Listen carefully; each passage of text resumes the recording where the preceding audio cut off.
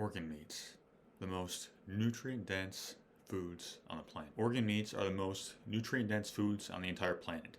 Not vegetables, even though vegetables are great, organ meats is really where it's at. Liver, heart, kidney. When our ancestors went hunting, they usually gave the muscle meat to the dogs.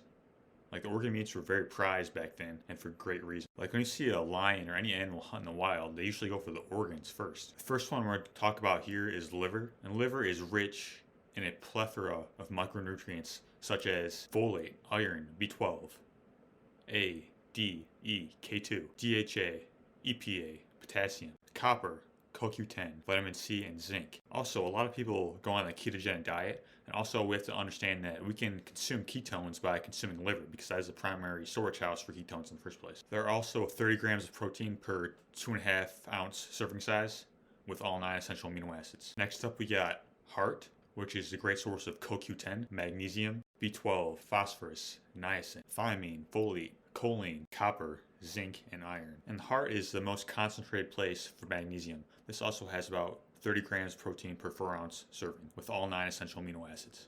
Lastly, we have kidney, which is a great source of A, D, E, K2, selenium, riboflavin, choline, zinc, phosphorus, B12, B6, calcium, niacin, and calcium. The nutrients in the kidney tend to be more water soluble, which means you can have it more because the water soluble nutrients don't usually stay within the body as much as opposed to the fat soluble ones, which you want to consume less of because we're much more easily able to store those within our bodies. This also has 30 grams of protein per 4 ounce of serving. So some notes I wanted to make here is that there is a difference between plant nutrients and animal nutrients. The animal nutrients are always going to have the most bioavailable form of that nutrient. For example, there's no such thing as vitamin A in plants. Plants contain something called beta carotene, and beta carotene has to be converted into vitamin A.